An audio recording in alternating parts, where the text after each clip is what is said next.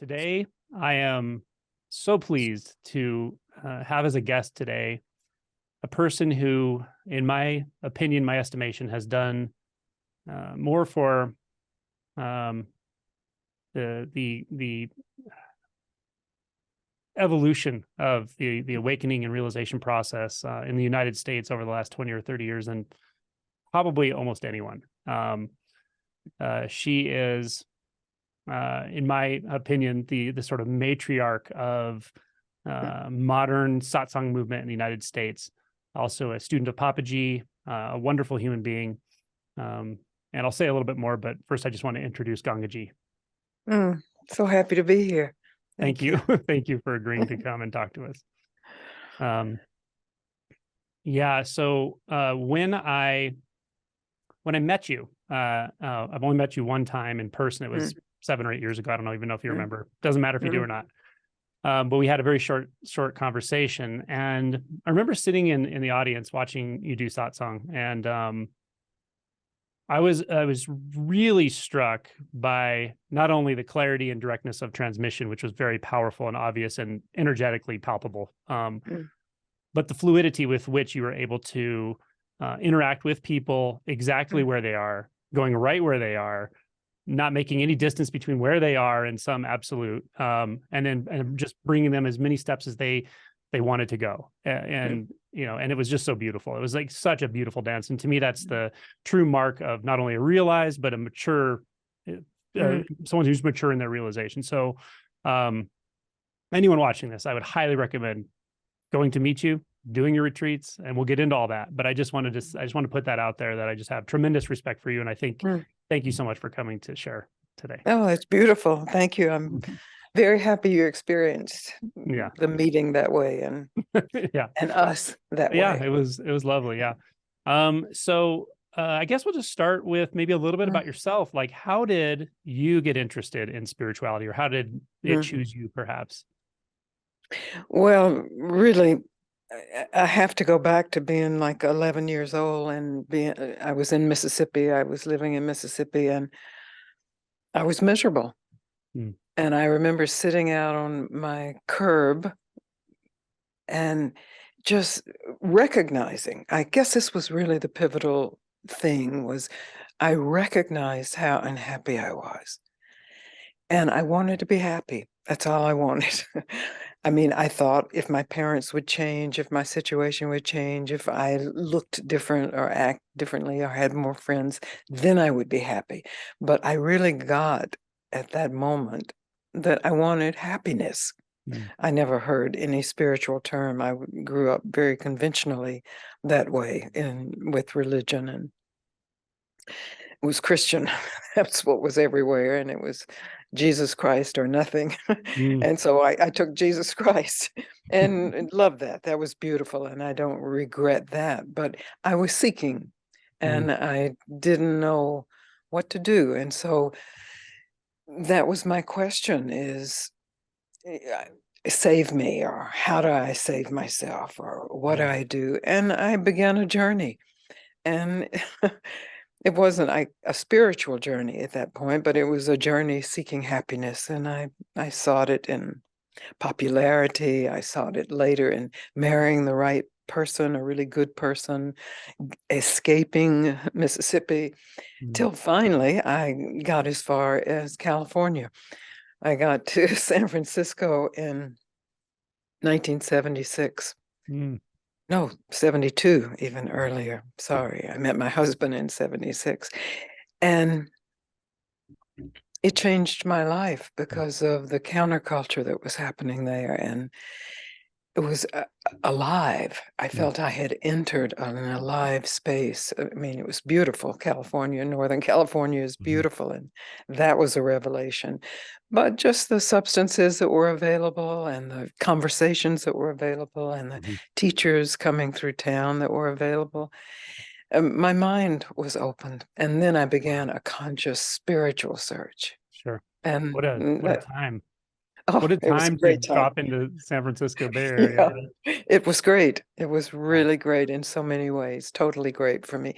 There was a heartbreak of having to have a divorce, and there were hard times associated with that, but overall it was absolutely positive.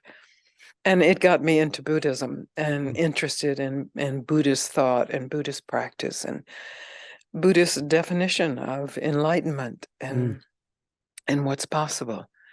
Yeah, I And wanted so, to reflect, if you don't mind, sorry. I wanted to oh, reflect please, on please. the beginning of this story of being an 11-year-old child. And boy, I've met so Uh, many people who had certain kinds of openings as a child, mm, or just that recognition of suffering. mm, So simple mm, and such an innocent recognition from the heart of a child. And what a mm, burden at the same mm. time. It's grace to recognize there's something not right about Yeah. this, the way I'm living, the way my parents are, all of it. Mm, To mm. feel that and to carry that burden, but to carry it with an open enough heart to start to look into other ways to address that. And I think that's beautiful. Yeah. It's essential, I believe, at whatever age it Mhm. appears for you. It's really telling the truth Mhm. because it doesn't appear for everybody. Mhm. Yeah. Many people are, I, I don't know their internal experience, but they appear to be content Mhm. with the way things are Mhm. in terms of, stagnation of Mhm. interaction and Yeah. culture and injustices in the world. Mhm. So I think it's, I don't know if rare is the right word, but it's definitely a privilege when Mhm. it appears. It's an uncomfortable privilege, Mhm. but we should all be happy that we have at least experienced the truth of the unhappiness and the possibility of release from that Mhm. unhappiness, because that's the Absolutely. truth. And that is the truth. And it's also the first noble truth of Buddhism. And so tell Uh, me, uh, how did you get in contact with Buddhism? Was it a certain group? Was it Zen? Was it? well, in the San Francisco Bay Area at that time, it was primarily Zen. Mm. Uh, Suzuki Roshi had been in San Francisco, and so his influence was really big. The Zendo was really strong, but also the Tibetan Buddhists Mhm. were coming through, and that's who I eventually was most influenced by. I had a Tibetan Buddhist name. I did a Tibetan Buddhist practice. I went to different Tibetan Buddhist retreats with different lamas who would come through, including Kalu Rinpoche, who was a really big lama, Mm. and Lama Lodru, who's still in San Francisco. Mm.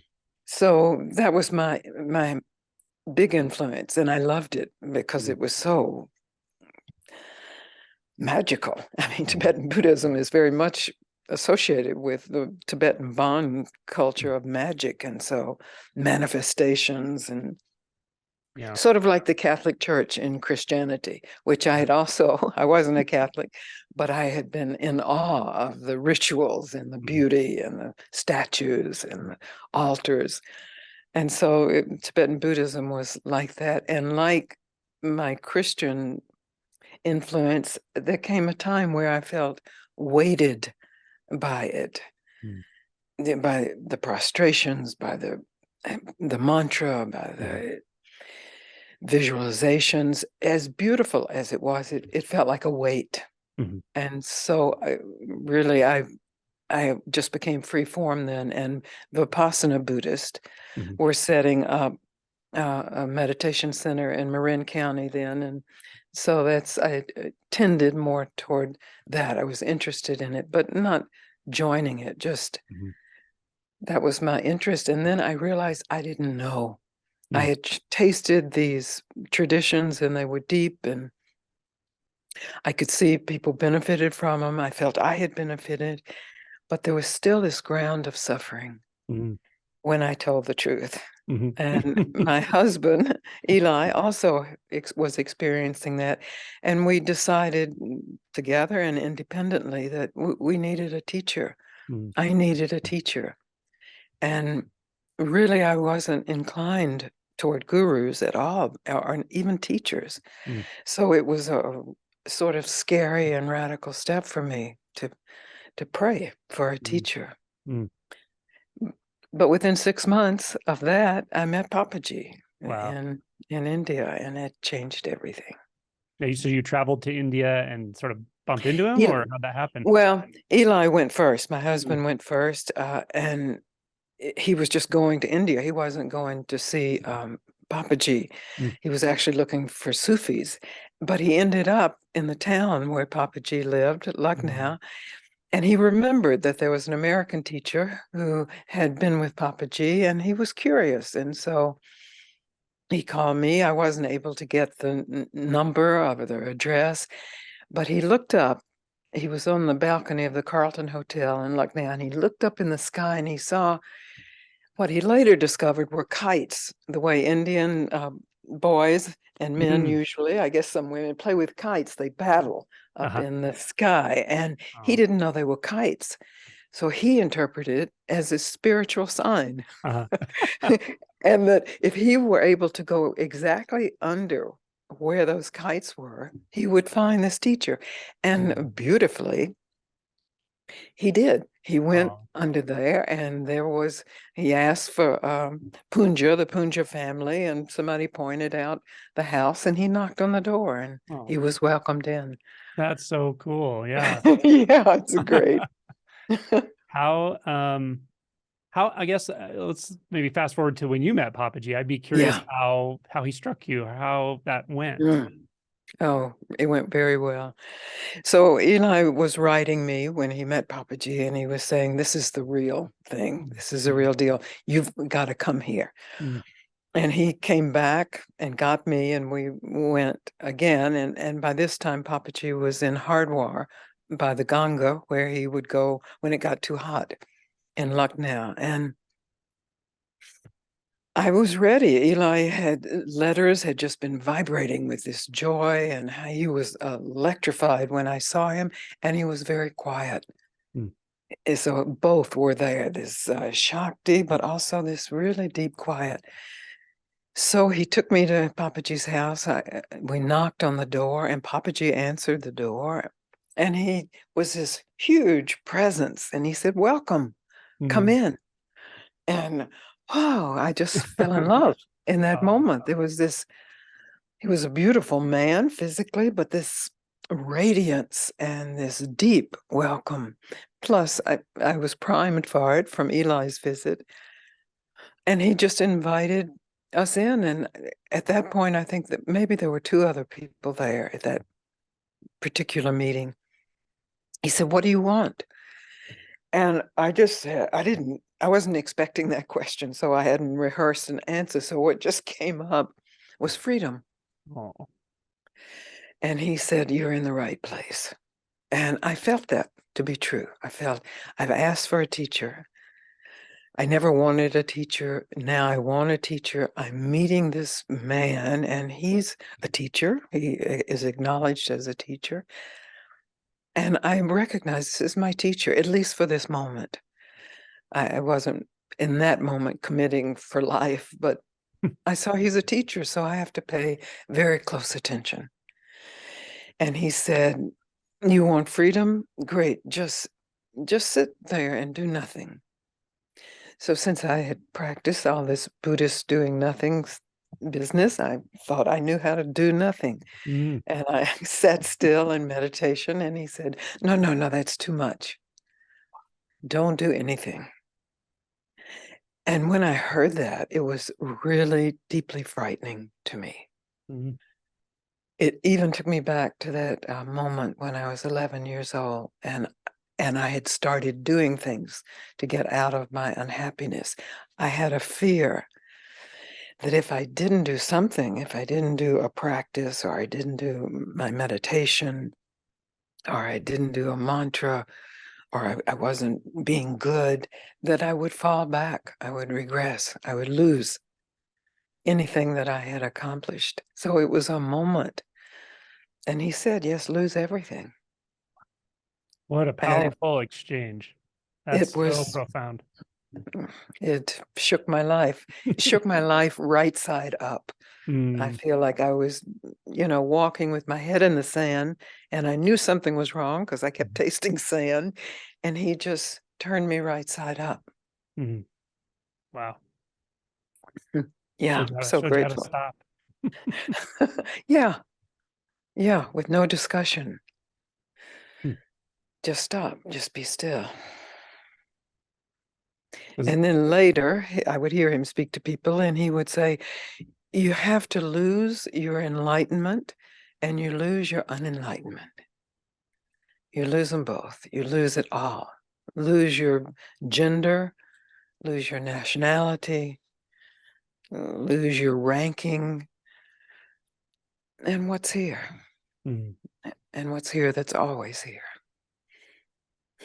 It's so beautiful. Thank you. I love that question. That is so beautiful. Yeah. Wow. We could end the interview on that Yeah. easily. Yes. And we'll probably talk a little longer though. So how do you teach people to stop? Well, it's a conundrum, because you can't really teach somebody to stop. You can invite people to stop, and what I try to do, and really, and what I saw Papaji do, is you point out where they are refusing to stop or where they are active, and the way you do that is you recognize it in your own mind. Because we all have the same structure. It's a survival structure. We have active minds because we're an intelligent species that knows how to survive.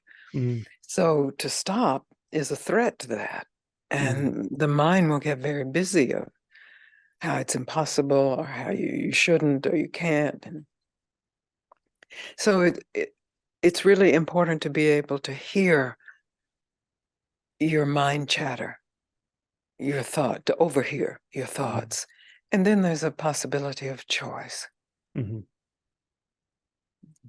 follow thought or to be still. And really, it's just to be still for a moment. There's nothing wrong with thinking or thoughts, but often our thinking or thoughts is just a rethinking of what has been thought and rethought and rethought. Obsessive kind of thinking. And with that is a lot of unnecessary suffering. So to be willing to be open, to not rethink that thought, this very thought in this very moment, then the mind is available for insight and revelation. Wow. Powerful. It's so good. I'd never heard any teacher speak so directly. Maybe they had been speaking that way, but I hadn't heard it until I met Papaji. He definitely transmits something that it's unique. There's a sameness to everything, of course, and to every no thing, but there's also that unique signature, and he transmits it through you, to be honest. Like, wonderful. how I feel it, but it's so powerful. And there's a paradox here. There's such a paradox here that stopping could be interpreted as trying to hold the mind still, like meditation. It could be interpreted as purposely letting go of attachments or something. Yeah. But even that's too much. That can be an initial step, because normally in our unnecessary suffering, we're just obsessively finding reasons in the past or the present or the future. And so I had experienced that in some of the early meditations where you were, I can't even remember what the terminology was. It wasn't stop, but it was like that. It was a kind of arresting your thought. But there was also in that the thought of me arresting this thought. Yeah. And so it was complicated and it took effort. This is actually can be perceived as taking effort because it definitely is a challenge. Because if you're not thinking, that means you aren't checking your environment. Something could happen. You could die. Ultimately, that's the root of it. And so it's an invitation to meet your death. Beautiful. So beautiful. It's also an invitation to meet what's right in front of your face, and it's been there the whole time. Exactly. That's right. That's right. Because that is a kind of death, actually. Absolutely. It's the death of this, story. Yeah. It's another area I want to touch into with you, and that's the idea of the story, the narrative. It can be tricky. I know, I feel like I know exactly what you mean when you speak this way, and if you use that properly, it's a very powerful pointing and attunement. It can be misused. It can invalidate people's pain, suffering, Yeah. etc. Yes. How do you balance that, or do you even have to balance that? Do you just do it by intuition, or? Well, yes, by intuition and observation, you know.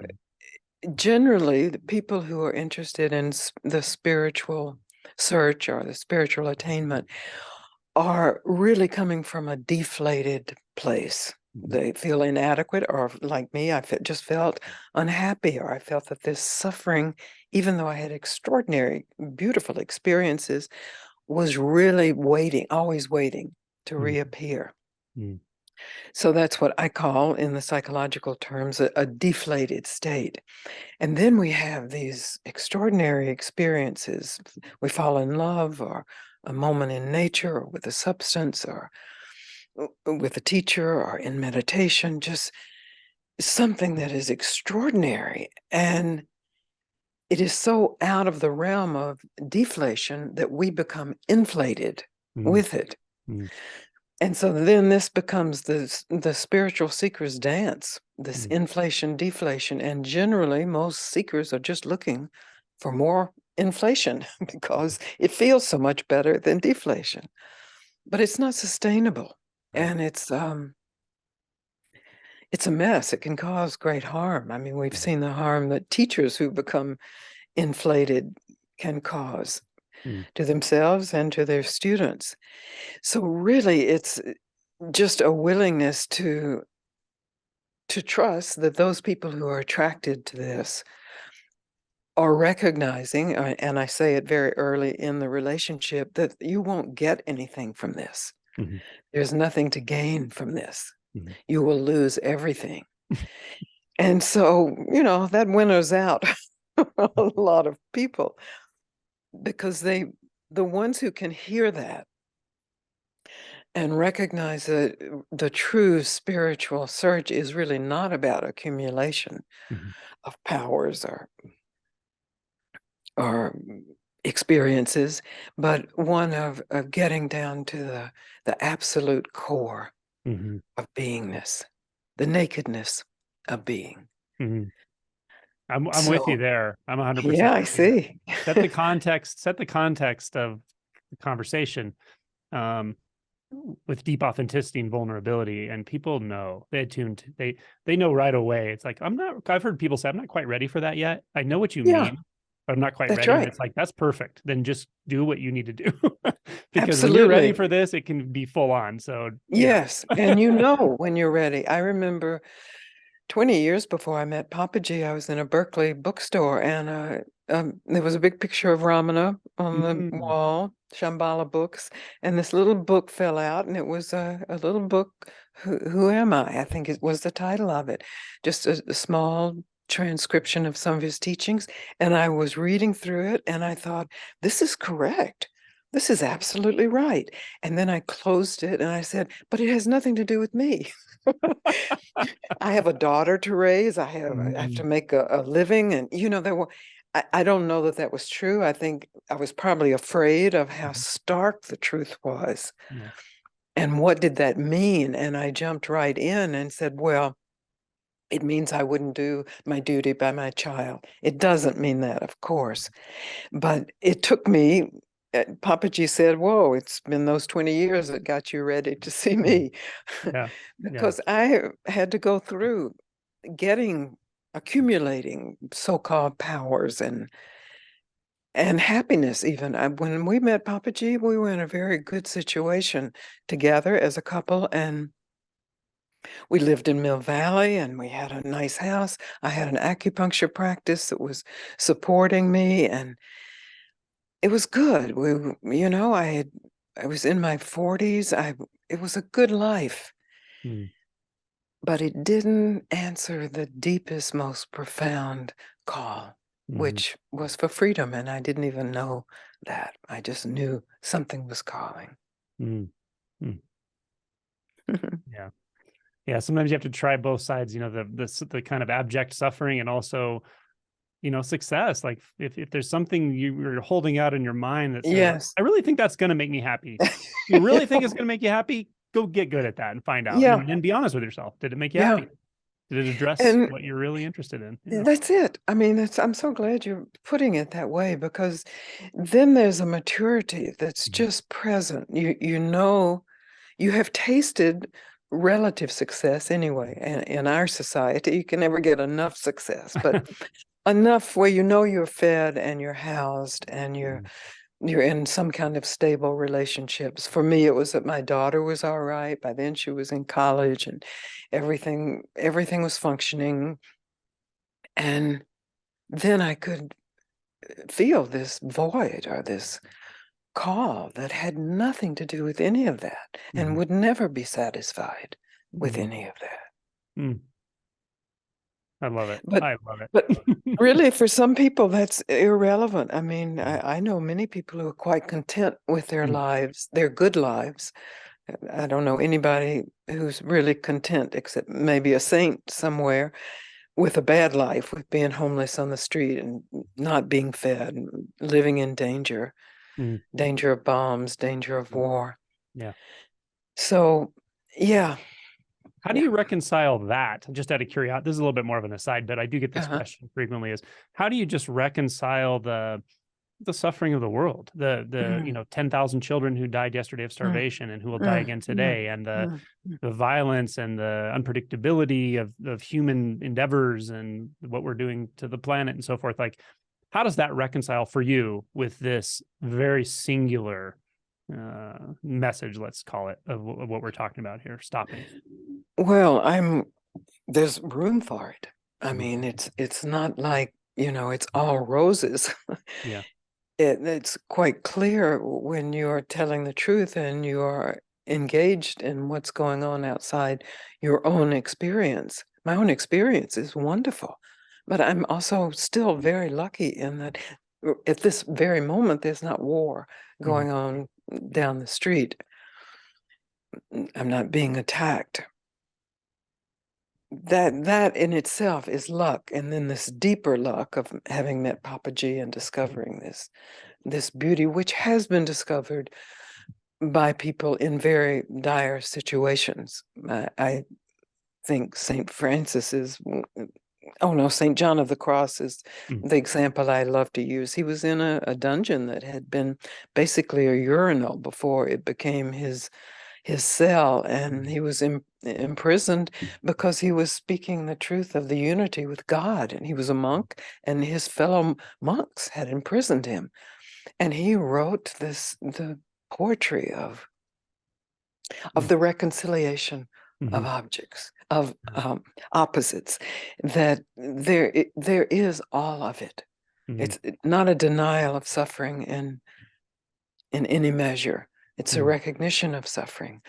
What it is the recognition that for you, that suffering doesn't have to live your life. And so then perhaps your life is bigger. It's certainly my life is bigger now than it was when I was 11 and just wanting to be happy without dismissing that 11-year-old or diminishing her. So it's an inclusive invitation. It's not a denial or a separation from other. It's the inclusiveness and the recognition that it really is possible for anyone in any situation Mhm. who has the desire to awaken, to Mhm. awaken. Mhm. And in that, there still may be externals that are pretty horrible that you deal with. But I think we have historically, Nelson Mandela, I have this Yeah.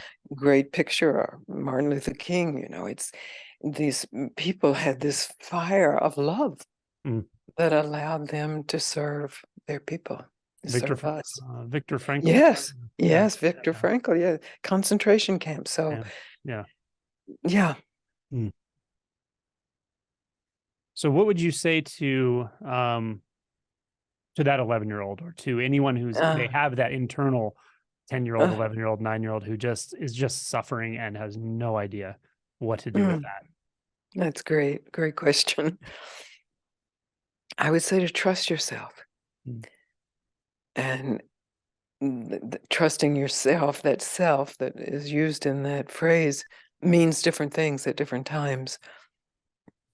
But I know at that time, I, I did trust myself. I actually changed my behavior to other people and started making friends and started generating an external life that was much better than my external life when I had that moment. Because at that moment, I thought it was all externals. Mm.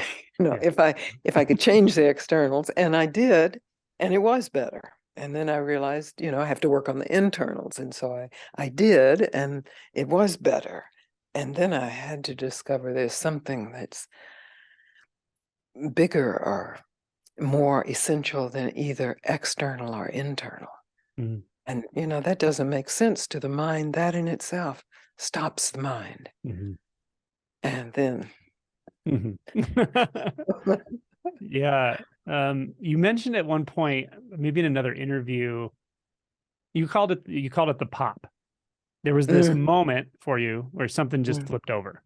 I don't know if you yes. can even word that, but when you spoke of it, it was clear to me, and it was a very, very powerful Mm, transmission. mm, I'm glad. Because some people use that as like, oh, well, that hasn't happened to me. And they become Right. fixated on something like that happening. And it's not like anything. Mm. That's the truth. Mm. There was a moment after I'd been with Papa G, and Eli was teaching at Esalen then, and we were at Esalen. And so it's beautiful nature. And just, I was just reeling from the presence of Papa G. And there was a moment where I experienced it like a thunderclap, like a pop. And I felt like I was just right-sided up, Mm. that I had been walking with my head in the sand, and all of a sudden I could see. I was right side up. Mm. I was clear. And I can say that that doesn't have to happen like that Mhm. for everybody. There can be this gradual, not even noticing. But for me, that was the moment where doubt left, Mm. and I could just open to what is here. Mm. Didn't mean I always had grandiose thoughts or I am that, or but I knew that I had the capacity to be still, Yeah. and in that stillness to tell the truth about what is here, that is always here. Mm. And in that, I recognized it was here in that 11-year-old, and it was here in the 7-year-old who was miserable and hadn't even considered the possibility of escape, that it has always been present. It's the nature of my being, Mm. of being itself. Mm. Mm. So I'm curious about how you started teaching. Mm. How did that unfold for you? Well, Papa G asked me to share my experience. There had been a teacher who was teaching in his name who had sort of gone awry, and Papa G was hearing from people from California, from the Mm. Bay Area, and he said, go there and set them straight about what is being offered here. Mm. So I said, whoa, how do I do that? You know, I don't even know what the teaching is. Didn't know what Ramana's teaching was. He said, excellent. You don't need to know. You will speak from your direct experience. Mm. And so he said, only those people who are ready to hear what you have to say will be attracted to it. So I took those two Mm. instructions with me, and the people in the Bay Area that I met were very willing and open to see me, and it just sort of started spreading. And then I was writing Papa G very regularly, and I would go back and visit him when I could, and you know, he was just encouraging me just to trust the truth of myself, and Mhm. that I didn't need to know a teaching, that I could meet people wherever they are Mm. and invite them Mm. into the depth of their being. And then Osho died. That was a big event for Papaji. A lot of the Osho devotees went to Lucknow because they were looking for a living master. And Papaji's satsangs grew. And so more and more people heard about Gangaji. So Yeah, it grew. it just grew. Yeah. Yeah. I got to reflect that this description you gave of being so well unguarded and in one sense unprepared, but in another sense you were doing exactly what he asked you to do.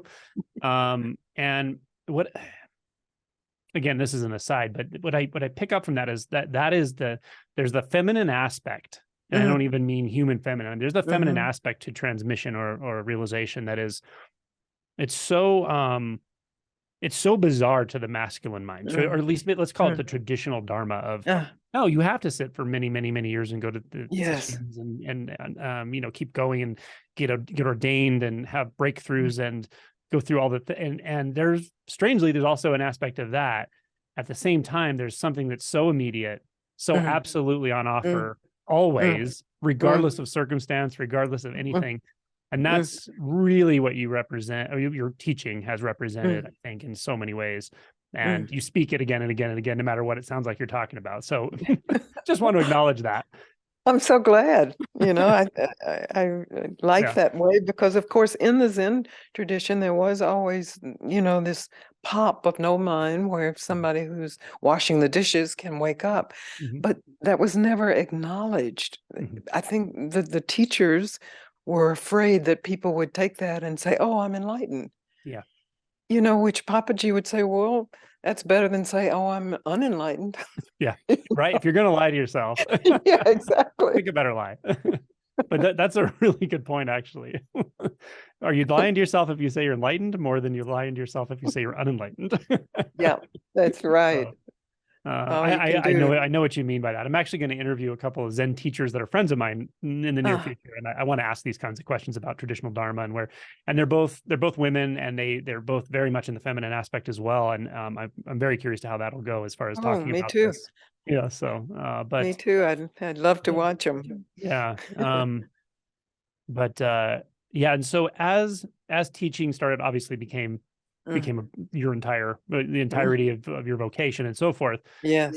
How did you find it initially? Did you find it to be pretty effortless? Did it seem to flow well, or were there big challenges with how to meet people? Or well, in the moment, it was effortless, but getting ready for the moment, you know, is like, I would look out sometimes, and by now hundreds of people were coming in. It was like, what do they expect me to say to them, you know?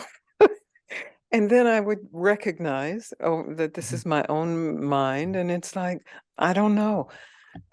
Papaji asked me to speak what cannot be spoken. And in that, he set up this divine failure, because, of course, I can't speak it. And I can only invite people to realize it. And I found that just trusting that and recognizing both Papaji and Ramana were really the source of what I was offering people. It wasn't something I had come up with in the laboratory. It was their transmission that I was offering, and people caught fire, because there was and is a readiness to recognize that maybe has come as a result of the decades of practice or study or investigation, that there's a ripeness. Although I have to take that back, because somebody can walk in off the street. I've had this happen several times, and they're not spiritually inclined in terms of defining things as spiritual. And they can hear it and recognize that's the truth. Yeah. And they can be released from whatever suffering they have.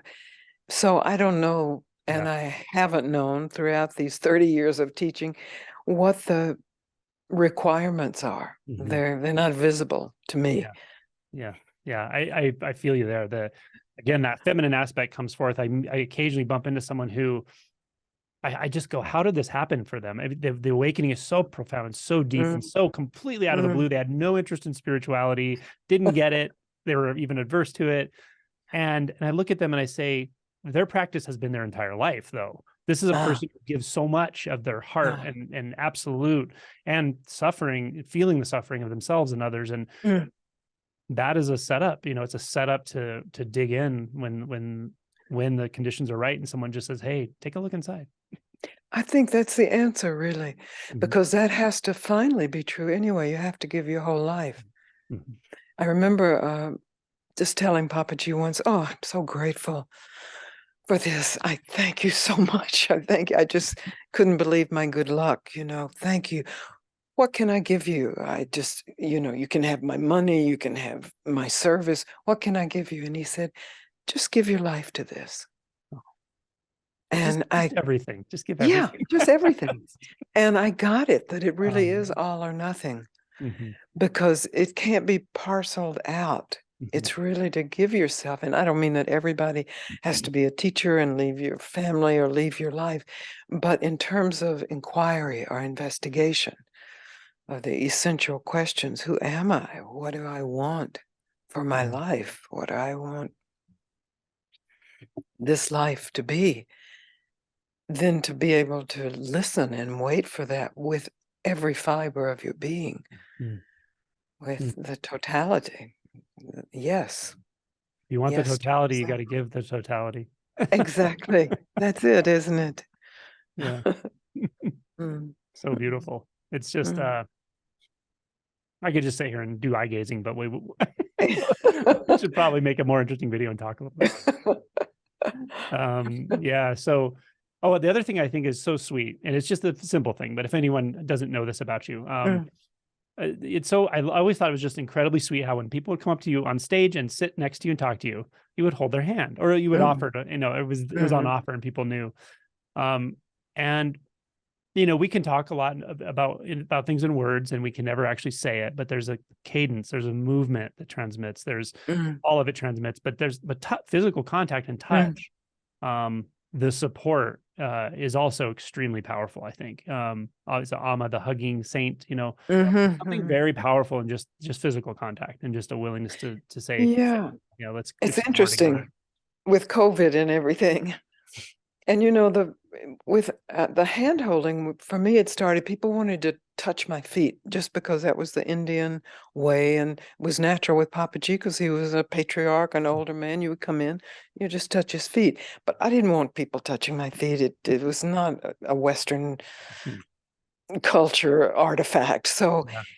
I would just grab their hand. And Mm, then it became part of, this, I'm with you. I'm here with you.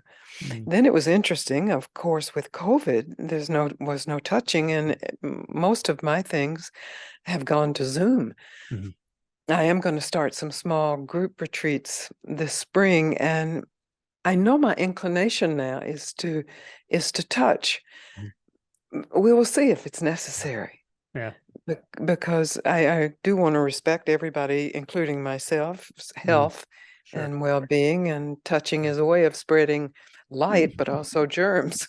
Yeah. So we have to be aware of that. Yeah, that's true. I shouldn't get everyone primed for the fact that you're going to hold their hand, but Yeah. yeah, and I'm sure it's not necessary because this trend, like sometimes I say, when life wants to tap you, when reality wants to tap you on the shoulder, doesn't matter whether you're ready or not, it's going to That's happen, right. uh, That's your, and, and yet we have these like nice human touches sometimes. yeah, that's Yeah. right. Yeah, there's an incredible flexibility to the way you work with people, I've noticed. And again, anyone watching, go to the retreat if you have the chance. I saw you Mm. actually have one coming in April, May, something like that, maybe an actual in-person retreat. Is that true? Yes, it is. I think Mhm. that one is full, but there's Okay. one that will be in June.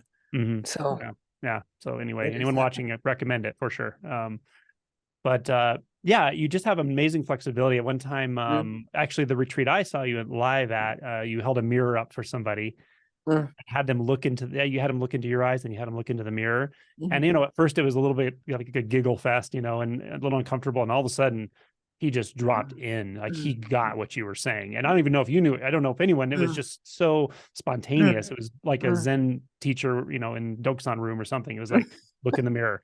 And he just dropped in the whole room. I mean, it was a palpable mm, shift in everyone. It was really cool. So I like that mm, you just have that fluidity and that, I mm. don't know what, intuitiveness and improv, I Well, guess. it's what works, and it's playful, and especially this mirror thing.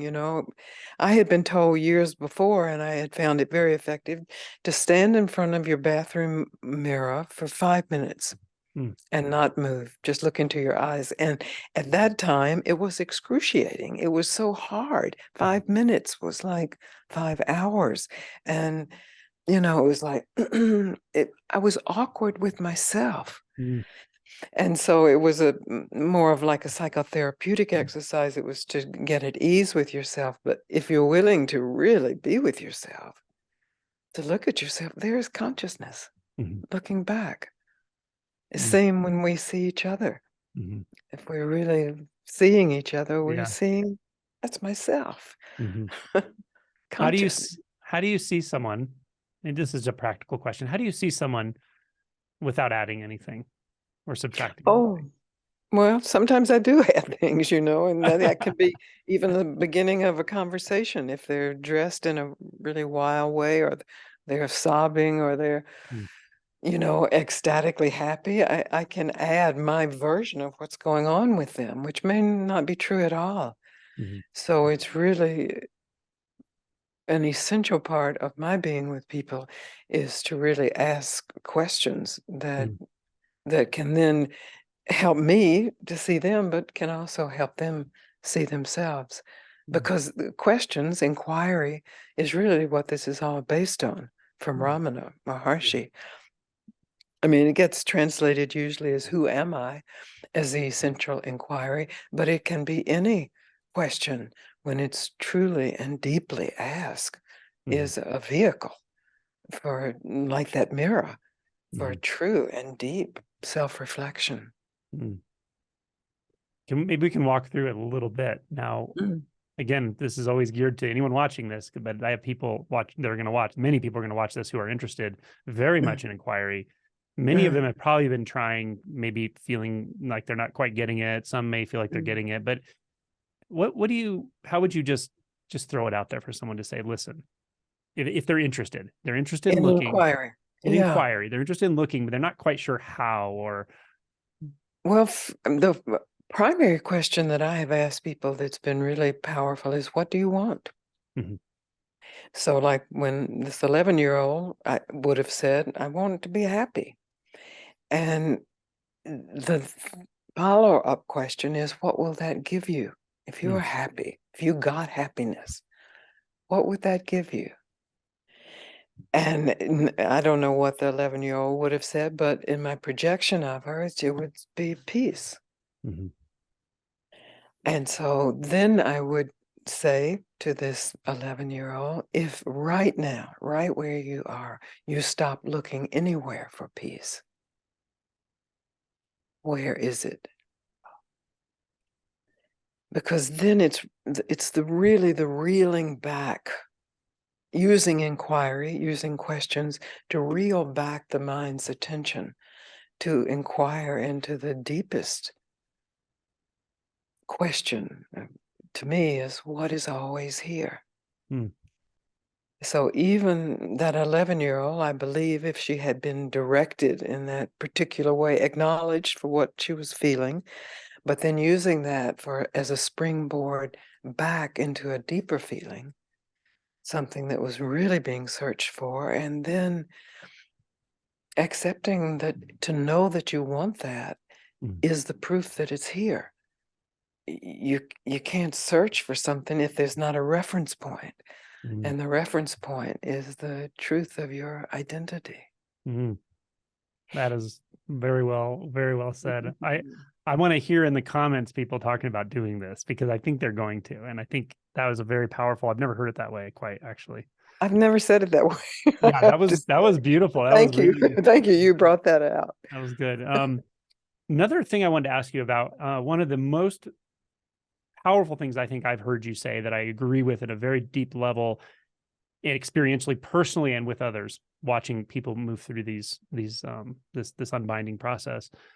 Uh, I'm gonna paraphrase what you said, but essentially what you said was, in your opinion, one of the things that really holds people up or prevents them from the deeper stages of, let's call it, realization, is actually an inability or maybe an unwillingness to go through the really deep emotion Mm, material, emotion body. And mm, then you mm, kind of led or you invited people to actually come up mm, and do it with you, mm, going mm, right through the bottom mm, of, and you were talking about very specific emotions, helplessness and hopelessness. And mm, I may not be enough in that. mm, Can you mm.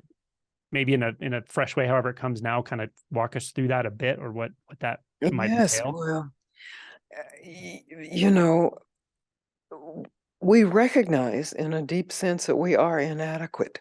That's why we're social animals, and we need protection, and we need houses, and we need food. So there are a lot of needs there, and they're based on this inadequacy, but that feels horrible. Mm, And so as intelligent beings, we have covered that up, and we recognize how incredible human beings are, and the magic of language, and all of that's true, but it's also overlooking this lack. mhm, And then people have psychological issues, like they'll say, oh, but I feel so inadequate. mhm, And my invitation is to actually in this moment be inadequate, mhm, be completely inadequate, because you know that at some true level, that is the absolute truth. You are inadequate. Your form will die. So that's mhm, proof that you're inadequate. You mhm, won't live forever. You're mhm, inadequate as you won't make everybody happy who comes in contact with you. mhm, You're inadequate, and you probably won't be the absolute top of your field. mhm, So rather than run from that, which we are trained to do because it doesn't feel good, and rather than indulge that in a drama, oh, me and my inadequacy, mhm, very soberly can actually open to that. mhm, You can actually discover, are there feelings of inadequacy here? It may be some other feeling, helplessness, hopelessness, ugliness, whatever the negative feeling that we have built a structure to avoid, mhm, that structure is dismantled, mhm, not to indulge the feeling, mhm, but to acknowledge it mhm, and actually use it as a point of inquiry, that if you are completely and absolutely inadequate or hopeless or helpless in this moment, what is the experience? mhm, And not everyone is successful in that, because there's often a fear mhm, in experiencing that. So then fear mhm. fear is the inquiry. Yeah. Can you open to fear without indulging it, without dramatizing it, and Mhm. without denying it, Yeah. without ignoring it? Just open to it, just experience it. Yeah. And is it possible to see what's underneath that? What's closer than that? Okay. We're going to get back to that part for one second. I just want to acknowledge the importance of what you said there. You said it a couple times. You don't overindulge it, Mm, turn it into a dramatic thing or a story or yeah, something to get, sympathy or whatever, that can turn into a lot of things, but also don't just pretend it's not there that's or right. try to quote unquote, like positive it into something else. That's So right. there's a balance there, and there is a middle way for sure with this. And it's to meet it Yeah. just as it is, this aspect of what's happening, and just be okay with it. Well, you're surrendering your strategies, Mhm, your evolved human capacity to strategize. mhm, You're surrendering that. That's a power. And mhm, you're surrendering that power for a moment of true inquiry. mm, And as you just said, and I'll say it again because this is the issue, it is a strategy to avoid it, and it's a strategy to dramatize it. mhm, It's a strategy that hopes will get rid of it.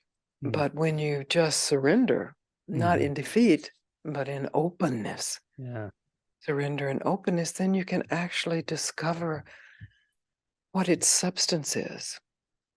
And the discovery is that it has no substance, Mhm, that it's only held together by the strategies.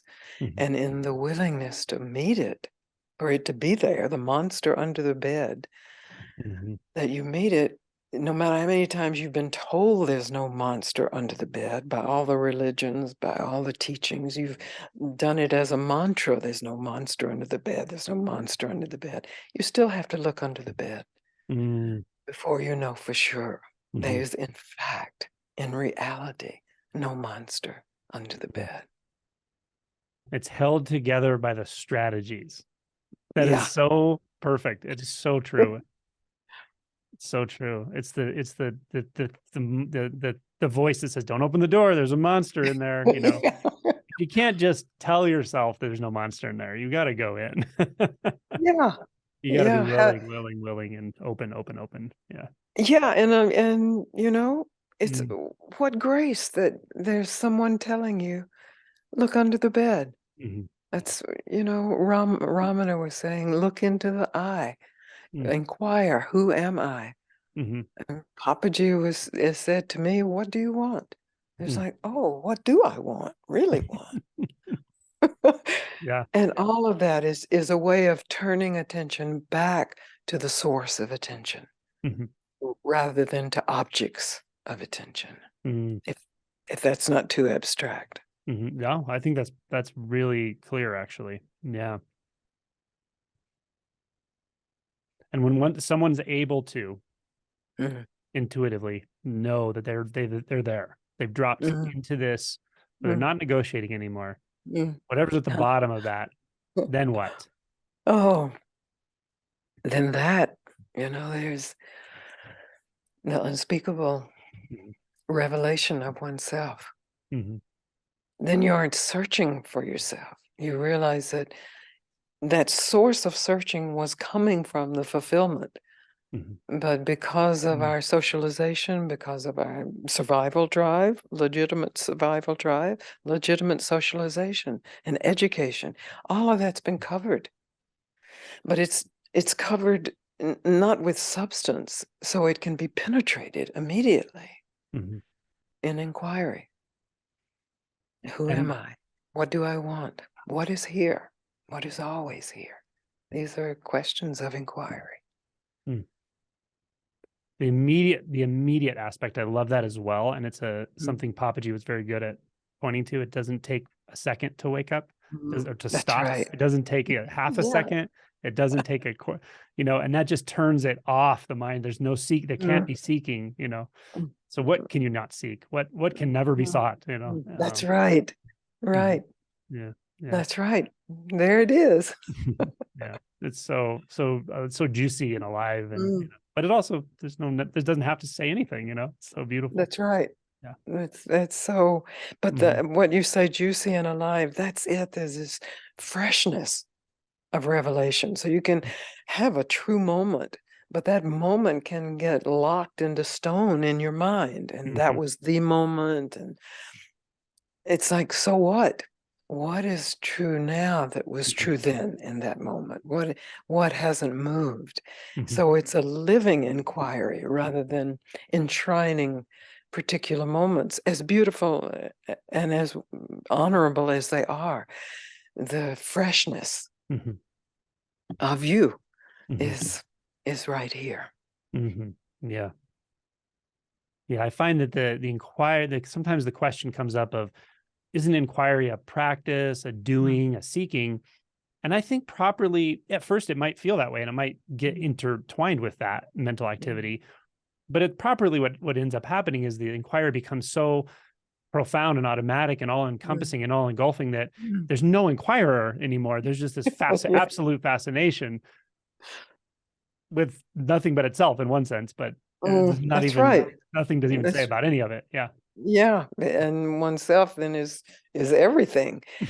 Well, Papaji said you go on this journey, journey of inquiry, you drop into that, and no one has ever returned.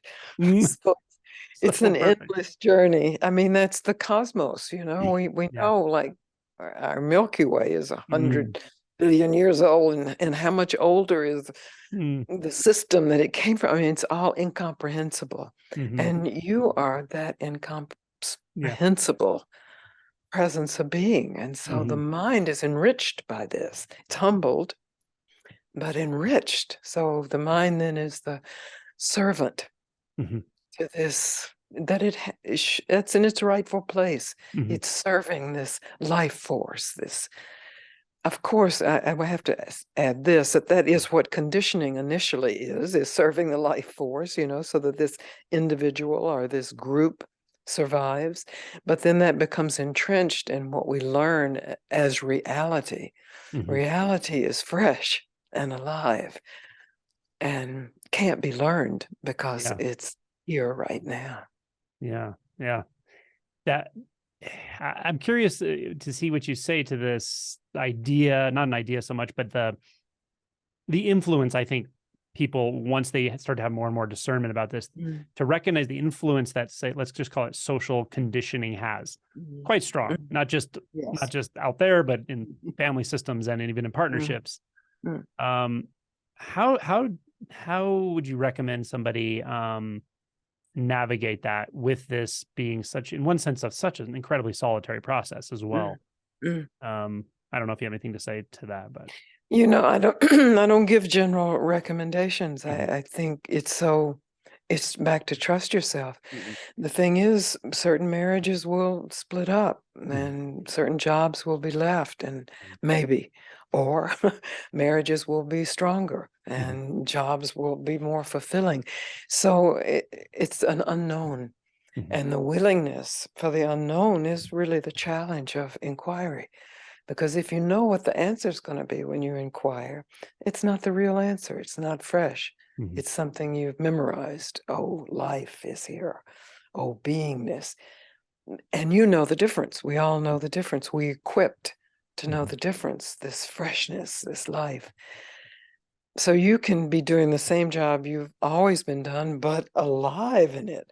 Or you will find you have to leave that job. And same with relationship, lifestyle, practice, all of it. mhm, It's just what's true and what's in alignment mhm, with you as this form you are. I mean, how beautiful that we are these unique, short-lived forms that mhm, have at least the experience of choice mhm, mhm. in many arenas of our lives.